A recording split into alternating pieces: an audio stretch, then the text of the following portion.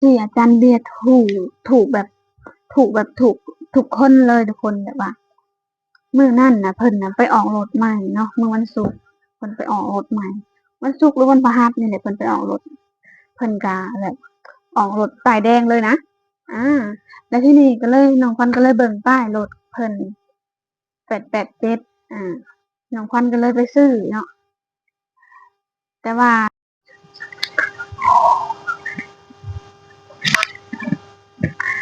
สวัสดีค่ะ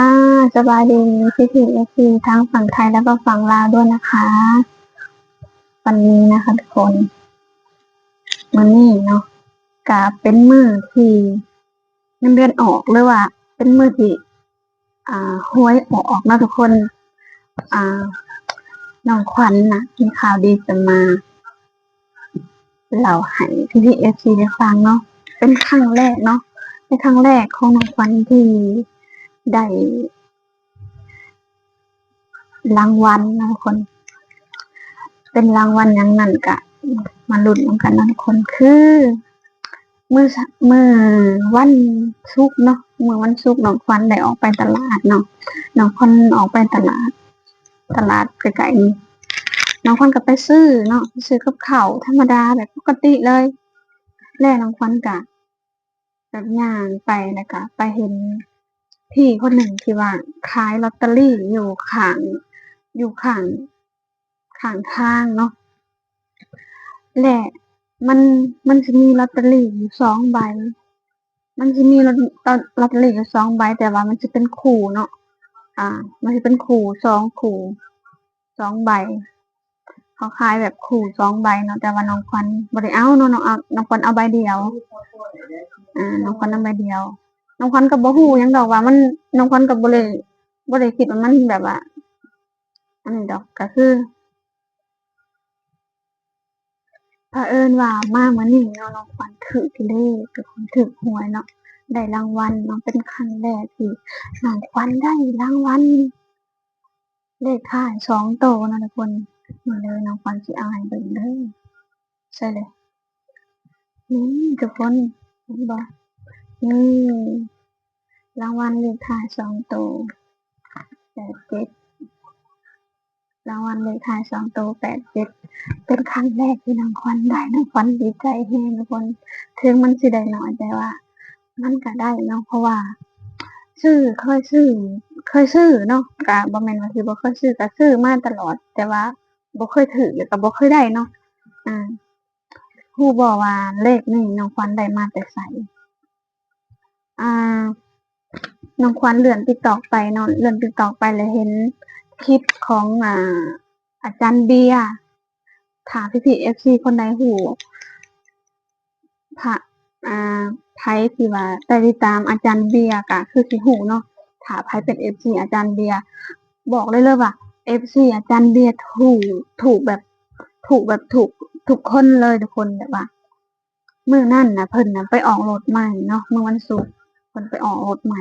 วันศุกร์หรือวันพฤหัสนี่แหละเพิ่นไปออกรถเพิ่นก็แบบออกรถป้ายแดงเลยนะ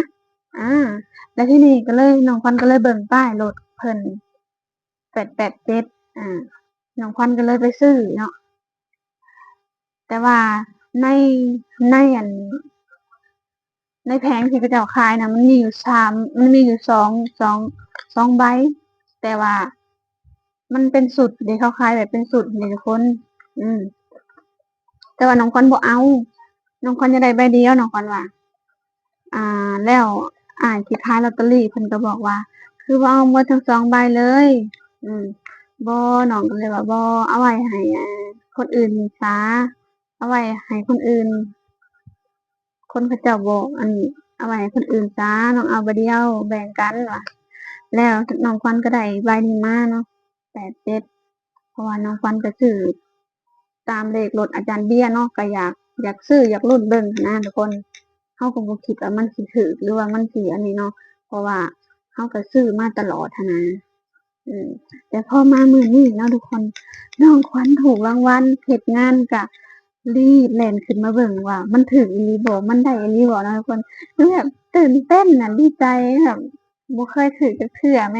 เป็นครั้งแรกของน้องขวัญเลยที่ว่าถูกรางวัลเนาะ รางวัลเลขท้าย2 ตัวน้องควันดีใจแฮงกะมื้อกะคิดว่ามื้ออื่นเนาะสิไปออกเงินสิไปขึ้นเงินเนาะแต่ว่าน้องควันบ่ฮู้ว่าไปขึ้นเงินอยู่ไสน้องควันอยู่แถวๆพระราม3แต่ว่าน้องควันบ่ฮู้ว่าสิไปขึ้นเงินอยู่ไสพี่ๆ FC เนาะคนใดที่ว่าฮู้เนาะแถวนี้มีหม้องใดที่ว่าขึ้นเงินได้เนาะก็ช่วยแนะนำให้น้องควันหน่อยเด้อน้องควันสิไปขึ้นเงินถ้าน้องควันขึ้นเงินได้เงินมาแล้วน้องควันก็สิเอาไปให้แม่เนาะสิโอนไปให้แม่ใช้เพราะว่าเงินก็คนเงินก็คือแบบว่าได้มาน้องควันก็สิให้แม่แล้วก็เอาไว้ใช้นำเนาะก็บ่ได้ใช้หมดผู้เดียวก็เอาให้เพิ่นใช้คือแบบดีใจนะทุกคนที่ว่าเราได้โดยที่แบบเราบ่ได้คาดหวังว่าสิถูกก็สิถูกหรือบ่ถูกก็บ่เป็นหยังเนาะเพราะว่าก็ซื้อไปตามปกติวันที่1วันที่16ว่าซี้นะก็บ่ได้คาดหวังว่าสิได้นะก็ซื้อไว้ลุ้นเบิ่งอืมแต่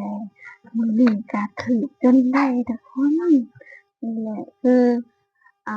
เราบ่ฮู้ว่าโชคของเราสิมามื้อใดเนาะก็เราซื้อเบิ่งก็บ่ผิดแล้วก็บ่เดือดร้อนไผเนาะเพราะว่าเราบ่ได้ซื้อหลายเราซื้อพอประมาณแล้วอีกอย่างเราก็บ่ได้ซื้อเกินโตอืมอันนี้น้องขวัญก็ซื้อใบเดียวเองนะซื้อใบเดียวแล้วก็บ่ได้ซื้ออีกเลยก็คือซื้อใบเดียวก็คือจบลอตเตอรี่ใบเดียวแล้วก็พอแต่ก่อนน้องขวัญเล่นหลายอยู่แต่ว่าเดี๋ยวนี้น้องขวัญหยุดแล้วน้องขวัญรู้สึกว่าซื้อหลายแฮ่งหมดหลายแฮ่งซื้อก็แฮ่งบ่ถูกเนาะทุกคนถ้าผู้ใดที่ซื้อเลขเนาะถ้าผู้ใดซื้อลอตเตอรี่หรือว่าซื้อหวยใต้ดินมาสิก็ซื้อพอประมาณเนาะทุกคนถ้าเราซื้อหลายก็มันสิหมดเงินเราหลายถ้าเราถูกมันก็บ่คุ้มถ้าเราซื้อน้อยถ้าเราถูกมันก็คุ้มนะคือแบบเราเสียไป100ถ้าได้กลับคืนมา2,000จังซี้ก็ถือว่าคุ้มนะทุกคนนี่แหละคือคันสิว่าคาดหวังบ่มันก็มีอยู่แต่ว่าอ่ามีอยู่คาดหวังหน่อยหนึ่งแล้วก็ความผิดหวังนี่คือแบบปล่อยผ่านเลยนะคือแบบบ่ได้คิดเลยว่าก็ถูกก็ได้ก็ดีใจจังซี้นะคือแบบวัยรุ่นนะคือวัยรุ่นว่าซั่นซะแต่มื้อนี้น้องขวัญก็ถูกเนาะทุกคนเดี๋ยวมื้ออื่นน้องขวัญสิไปขึ้นเงินเนาะโอเคเนาะทุกคนถ้าไผรู้เนาะว่าอยู่แถวพระราม3ขึ้นเงินอยู่ไสได้เนาะน้องขวัญฝากให้พี่ FC แนะนำน้องขวัญหน่อยเด้อน้องขวัญถูกลอตเตอรี่ครั้งแรกน้องขวัญก็บ่รู้ว่าสิไปขึ้นเงินอยู่ไสแหมทุกคนบอกน้องขวัญหน่อยเด้อโอเคเนาะคลิปนี้ก็บ่มีหยังหลายก็คือมาบอกความดีใจของน้องขวัญโชคดีเนาะจากที่โชคร้ายแต่ก็ยังมีความโชคดีเนาะทุกคน เดือนนี้ก็คือสดเนาะทุกคนแต่โชคดีและโชคดีที่ว่าถูกลอตเตอรี่เนาะเพราะว่าเงินน้องขวัญในบัญชีก็บ่หลายเนาะเพราะว่าน้องขวัญก็ใช้หนี้ใช้สินหลายอย่างหลายแนวเนาะ